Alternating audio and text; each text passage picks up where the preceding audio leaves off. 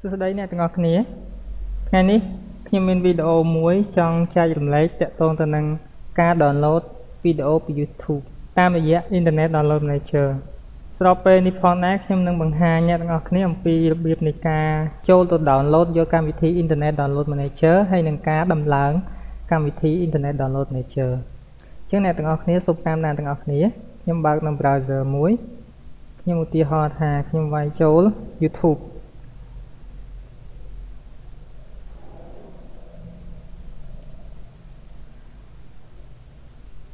បន្ទាប់មកយើង play នៅវីដេអូណាមួយ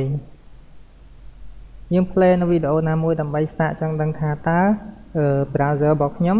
អាច download វីដេអូពី YouTube បានអត់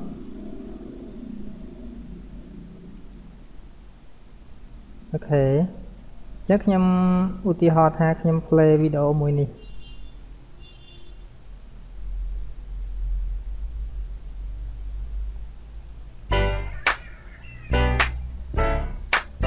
វីដេអូបានចេញមកហើយប៉ុន្តែខ្ញុំអត់អាច download បានទេមើលអ្នកទាំងអស់គ្នាខ្ញុំអត់អាចរកកន្លែង download បានទេ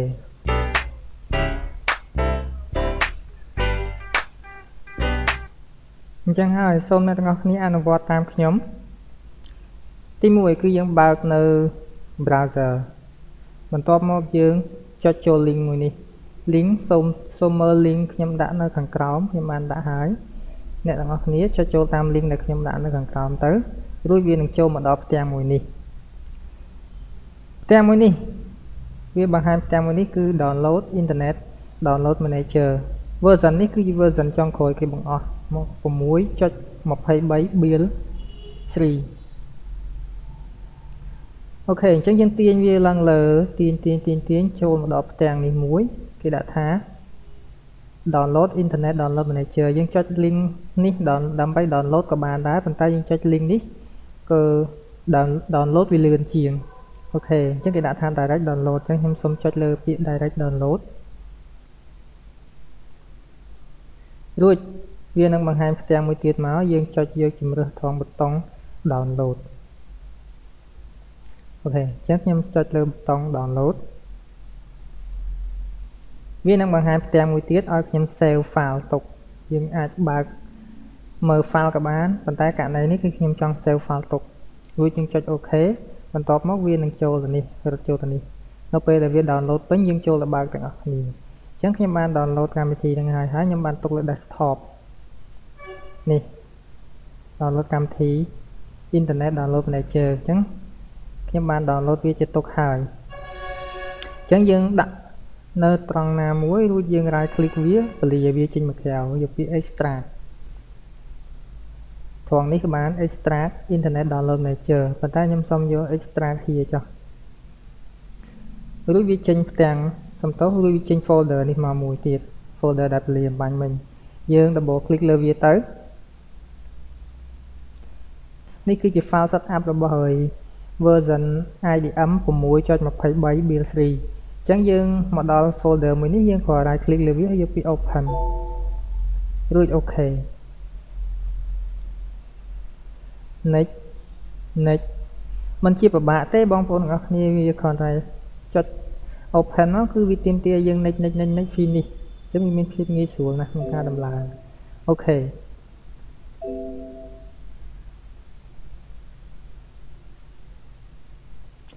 បន្ទាប់មកវាឡើងមកហើយគឺវាឡើងមកលើ desktop ហើយតែយើងចុចបើកវាមើលសិនអូខេមានន័យថាវាអត់តាន់ full ទេឃើញទេអញ្ចឹងខ្ញុំចុចបើកវាគឺអត់បានទេដោយសារខ្ញុំអត់តាន់ផ្ដាច់ register វាចោលអញ្ចឹងយើងក៏អាចតាន់ download បានដែរយើងចូលទៅ YouTube ក៏យើងអត់តាន់អាច download បានដែរអញ្ចឹងដើម្បីផ្ដាច់វាចោលបានគឺយើងចុចទៅក្នុង folder បាញ់មិញនេះ folder នេះបន្ទាប់មកគឺយើងទៅរក folder មួយគេដាក់ថា create យើង double click លើវាមាន file 2អញ្ចឹងយើង copy file ទាំងពីរហ្នឹង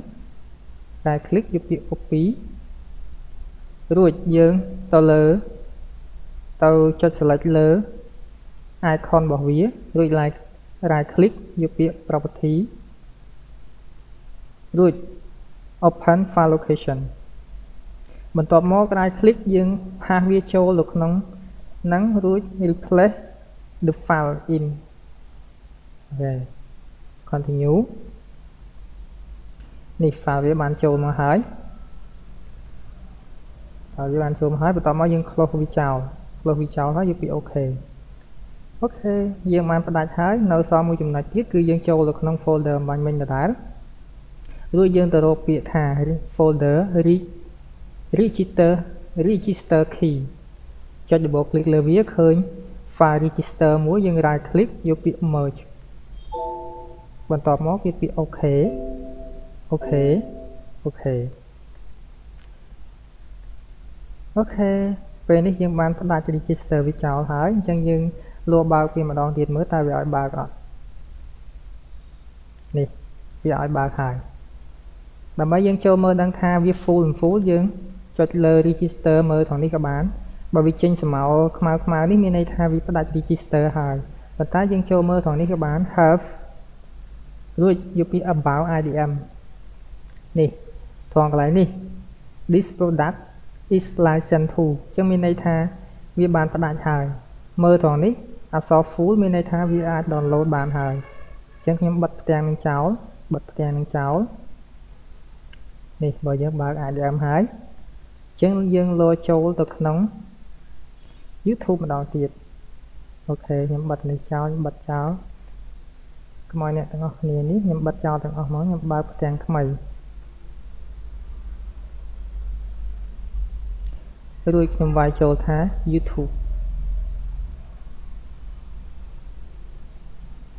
នៅពេលដែលយើងបើកផ្ទាំង YouTube មកយើងចុចទៅរកចម្រៀងដែលខ្ញុំបាន play អំបញ្ញមិញចាំមើលថាតើចម្រៀងដែលខ្ញុំបាន play អំបញ្ញមិញហ្នឹងវាឲ្យខ្ញុំបាន download បានហើយឬនៅ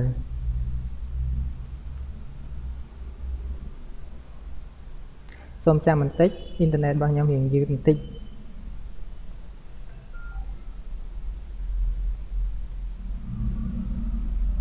នេះមកហើយ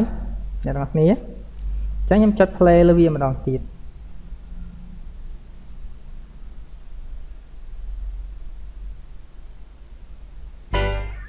នេះវាឡើងមកហើយខ្ញុំអាច download បានហើយខ្ញុំចុចលើវានេះវាមានជម្រើសឲ្យយើង download បន្តបិទទាំងចោលនេះតោះនេះគឺវាមានជម្រើសឲ្យយើង download ខ្ញុំសុំផុសវីដេអូសិននេះតោះនេះវាមានជម្រើសឲ្យយើង download យើងអាច download ជាប្រភេទ file នឹងទំហំផ្សេងគ្នាឡើយខ្ញុំឧទាហរណ៍ថាខ្ញុំសាកមើលថាតើយើងអាច download ទៅបានពិតមែនឬចឹងខ្ញុំចុចរើសយកមួយខ្ញុំយកថា MP4 file អូខេបន្ទាប់មកខ្ញុំចុច start download នេះអូខេវាអាច download បានហើយអញ្ចឹងខ្ញុំបើកមើលវាចាំមើលតើចាំមើលទាំងអស់គ្នា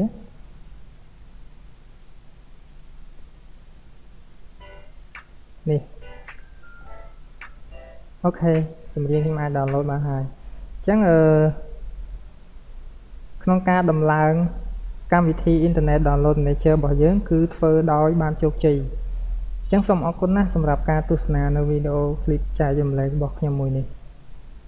ហើយខ្ញុំក៏សង្ឃឹមថាអ្នកទាំងអស់គ្នានឹងអាចធ្វើតាមវិធីដែលខ្ញុំបង្ហាញនេះទៅនឹងបានផលជោគជ័យទាំងអស់គ្នាអរគុណ